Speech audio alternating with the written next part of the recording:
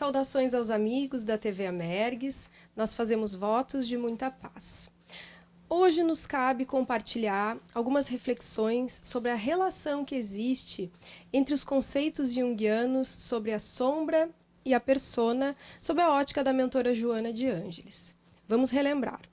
O conceito de sombra se refere a todos aqueles elementos que nós não reconhecemos como os nossos e que por essa razão ficam no inconsciente. Qualidades desagradáveis que nós queremos esconder dos outros ou de nós mesmos, coisas que não temos o desejo de ser ou que não nos permitimos ser, o nosso lado obscuro, primitivo, inferior, sem valor, os instintos reprimidos. Na sombra, nós somos egoístas e decididos a satisfazer a todo custo os nossos desejos pessoais de poder e de prazer. É a maldade humana. A sombra possui aquele conteúdo que é imoral, ou pelo menos pouco recomendável, contrário aos costumes e às convenções morais da sociedade. Por essa razão, nós nos escondemos atrás de uma fachada que nos mostre mais ou menos atenciosos, ponderados, empáticos, benévolos, o que por sua vez é o que define o conceito de persona. Então, quando o espírito vem se reencarnar, aglutinando todos os fatores genéticos e psicossociais de que tem necessidade para evoluir e que atrai por sintonia vibratória, ele vai formar o seu ego, que é a sua personalidade atual. E junto a esse, como uma extensão desse, a sua persona, que é a máscara do ego. É um complexo para a adaptação cultural, para as funções adaptativas no mundo e que favorece a adaptação às necessidades da vida. E ela vai sendo modificada ao longo da vida. Então, tudo que não é compatível com o ego, e com a persona, vai formando a sombra. Se eu quero ser uma pessoa amável, gentil, os meus aspectos egoístas e grosseiros vão ficar na sombra. Então, a gente tem que a persona e a sombra são o oposto mais ou menos exato uma da outra. Se eu procuro ser uma pessoa correta, as minhas qualidades imorais vão ficar na sombra. É por isso que o conceito do inconsciente foi a terceira ferida narcísica da humanidade, porque mostra que nós não somos donos de nós mesmos. A primeira foi com Copérnico, quando a gente descobriu que a Terra não é o centro do universo. A segunda com Darwin, com que nós descendemos dos primatas. E a terceira foi a descoberta do inconsciente. Então a sombra ela vem realmente nos provar o quanto nós não somos ainda como nós gostaríamos e o quanto nós temos elementos que nós mesmos desaprovamos ainda presentes em nós. E pior, que nós não tomamos nem conhecimento deles muitas vezes. A exceção são pessoas que se orgulham da sua agressividade e que aí, por essa razão, seus aspectos mais sensíveis e de maior fragilidade é o que vão ficar na sombra. Ou então os criminosos, sociopatas, que aí caracterizam uma patologia específica da sombra, onde tem uma identificação com a sombra. Aí é um pouquinho diferente.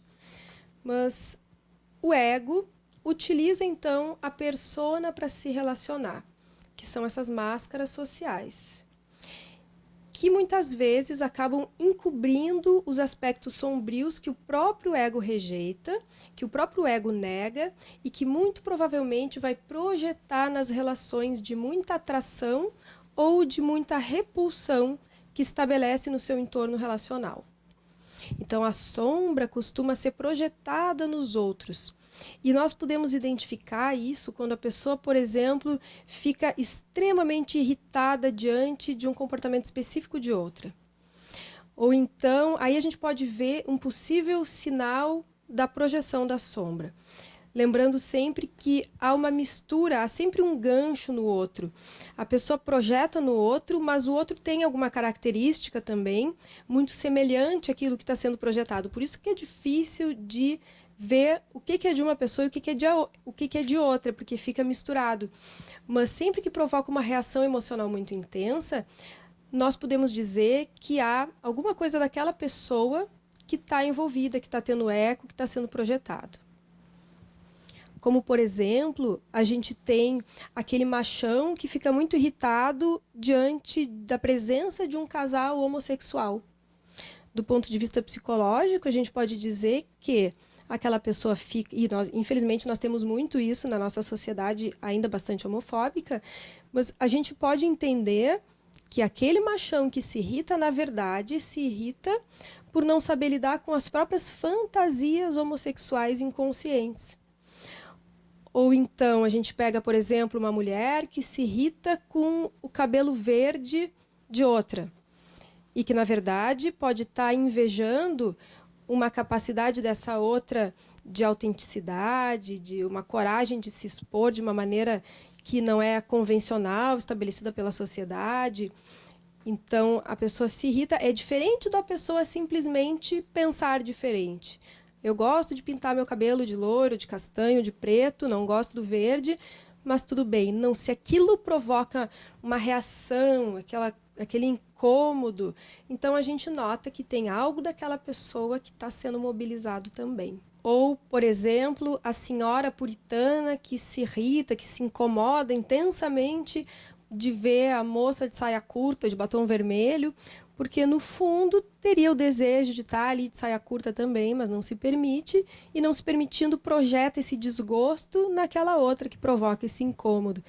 Então, lembrando que é essa intensidade emocional, não é o simplesmente concordar ou discordar, ou pensar de uma determinada maneira, mas é essa intensidade emocional que vai nos evidenciar que esse complexo da sombra está sendo ativado. O Jung coloca que o processo da análise exige que o ego seja confrontado com esses elementos da sombra, confrontado com o seu mundo inconsciente, para que possa perceber tudo aquilo que que nós projetamos no outro, que a gente projeta no mundo, e isso muda completamente a forma de nós nos relacionarmos com esse mesmo mundo. Porque aí a gente passa a reconhecer aquilo que é nosso, e isso provoca uma ampliação da consciência, fazendo com que a vida também possa fluir de uma outra maneira, de uma maneira mais interessante. Aquelas pessoas que são muito ingênuas do ponto de vista psicológico, ou muito defensivas e resistentes, elas tendem a ignorar a projeção. Então, é difícil de compreenderem que aqueles elementos são de uma projeção sua. E isso também impede de usar a experiência para integrar a sombra a partir do conhecimento consciente. Esse ego, então, acaba ficando sempre como num papel de vítima, né? Ou então de simples observador, onde o outro é sempre o monstro cruel. O outro é sempre o causador dos problemas. E é essa dinâmica também que faz os bodes expiatórios. Nós podemos dizer que a sombra ameaça o ego. A sombra é um complexo e, como tal, tem uma função, que é de corrigir, que é de confrontar a postura unilateral do ego, uma postura inadequada do ego. A sombra faz o equilíbrio na postura do ego e da persona. É como o inimigo que nos diz as verdades. É como o obsessor que nos lembra quem nós realmente somos. Que nós não somos aquela criatura boazinha, que nós temos um passado sujo nas nossas costas. Então, que nós não somos melhores que ninguém. Então, a gente vê que há uma finalidade útil por trás da sombra. Se uma pessoa rechaça completamente a sombra, a vida é correta, mas extremamente incompleta. Porque quando nós nos abrimos para a experiência com a sombra, podemos até ficar manchados com essa imoralidade, com esses aspectos ruins, vamos dizer assim, mas alcançamos um maior grau de totalidade. É possível dizer que o encontro com o self passa pela sombra. Para individuar, nós temos que lidar com a nossa sombra. Com a nossa sombra e também com a sombra do mundo. É importante que nós aprendamos a dar uma direção positiva para aquilo que é negativo. Não nos identificando, mas acolhendo com compaixão. Porque quando a nossa inferioridade é consciente, nós temos a possibilidade de corrigi-la. A integração depende da aceitação da pessoa de si mesma e das partes que nos envergonham. Se eu me dou conta que eu não sou tão boazinha, que eu sinto raiva até mesmo das pessoas que eu amo, eu não devo me identificar com essa raiva, dando vazão a ela e aí agredindo essas mesmas pessoas, como se o mundo tivesse a obrigação de dar conta desses elementos que são meus e que quem tem obrigação sou eu mesma. Então, e muitas terapias erroneamente acabam por fazer isso, a pessoa começa a se dar conta que na infância a mãe lidou de uma maneira inadequada, o pai, e aí vem toda aquela raiva e a pessoa começa a descontar nos familiares como se eles tivessem obrigação de dar conta disso tudo, né? Então, poder tomar consciência desses elementos não é se identificar com eles e descontar nos outros. É poder integrar dentro de si o que o que esses elementos inconscientes vão produzir. Então, se aquilo me deixa com raiva, eu trabalho com essa raiva e ao invés de fazer de conta para mim mesma que eu sou boazinha, eu entendo que eu tenho raiva e transformo isso numa postura de maior, de capacidade de colocar um maior limite, de uma capacidade de persistência, de uma capacidade de coragem. E aí eu passo a saber colocar os limites adequados no outro para que esse outro não passe por cima de mim. Então, eu deixo de ser aquela pessoa boazinha para ser uma pessoa boa, não uma pessoa identificada com os aspectos sombrios. Então, essa é a diferença. Desse sentimento aparentemente negativo, nós podemos extrair algo de útil, então. A firmeza, a capacidade de botar limites e etc. Se uma pessoa que nos é querida, por exemplo, é muito invasiva e não tem limites, e no fundo eu penso que sou muito boazinha, no fundo sinto raiva, eu posso transformar essa raiva numa capacidade de ter firmeza para conseguir então colocar os limites e não simplesmente extravasando e maltratando a outra pessoa. A gente vê muitas famílias, por exemplo, com o seguinte comentário: fulano começou a terapia e aí ficou mais agressivo, tá brigando com todo mundo, parece que ficou pior, começou a se tratar, ficou pior.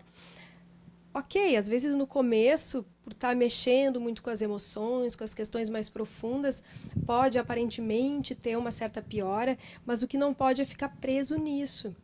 Porque senão o que a gente observa é essa identificação com a sombra, onde a pessoa então se permite maltratar os outros, brigar com todo mundo, porque pensa que os outros são os eternos causadores da sua desgraça, e como se o mundo tivesse que dar conta desses aspectos que são nossos em última instância, né?